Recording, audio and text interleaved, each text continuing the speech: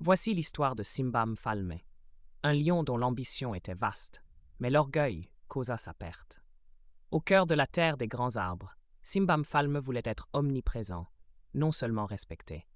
Il ne supportait pas qu'un oiseau siffle un secret sans qu'il le sache, ni qu'une fourmi déplace un grain de sable sans sa permission. Il contrôlait tout. Pour asseoir un contrôle absolu, il imagina un plan machiavélique et cruel. Il fit construire une immense enceinte de ronces et de pierres autour de l'unique point d'eau. Désormais, rugit-il, l'eau n'appartiendra qu'à ceux qui me jureront obéissance aveugle. Chaque goutte sera comptée, et chaque animal devra me rapporter les paroles de son voisin. Le lion installa son trône sur le seul passage étroit menant à la source d'eau. Il pensait avoir créé le système parfait. En contrôlant la ressource vitale, il contrôlait les âmes. Mais le tyran devint paranoïaque, craignant la révolte de ses sujets soumis. Pour s'assurer que personne ne creuse de tunnel, il fit installer des pièges à mâchoires d'acier. Ces pièges étaient dissimulés sous des feuilles sèches, autour de son trône et de la source.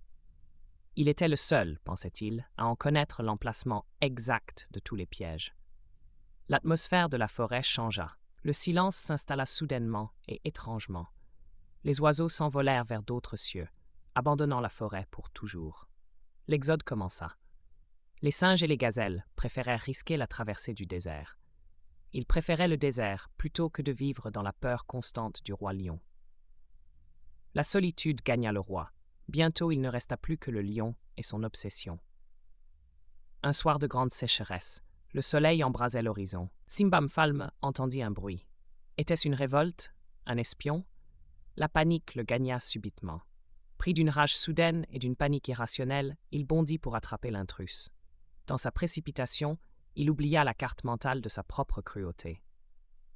Clac! Sa patte arrière fut prise dans l'un de ses propres pièges à loup. Il était piégé. En hurlant de douleur, il tenta de se dégager, mais bascula et tomba dans le canal. Il était tombé dans le canal qu'il avait fait boucher pour assoiffer les autres animaux. Les ronces épineuses qu'il avait fait planter se refermèrent sur lui, l'emprisonnant. Le lendemain, le petit bruit se révéla n'être qu'un vieux rat assoiffé. Le rat regarda le roi, coincé, incapable de bouger, prisonnier de ses fortifications. « Majesté, dit le rat d'une voix faible, vous n'êtes qu'un jardin de fer. » Simbam Falme supplia le rat d'aller chercher de l'aide rapidement. Mais il n'y avait plus personne. Les éléphants étaient loin, les singes étaient partis. Ses propres gardes avaient déserté, lassés par sa tyrannie et sa cruauté sans fin. Le lion, autrefois souverain de tout ce que le soleil touche, finit ses jours seul. Il contemplait l'eau qu'il avait confisquée, mais qu'il ne pouvait plus atteindre. Il avait voulu tout contrôler.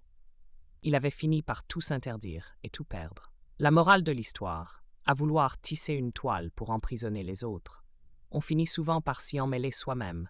C'est une leçon amère. Le véritable pouvoir ne réside pas dans la contrainte, mais dans le respect mutuel.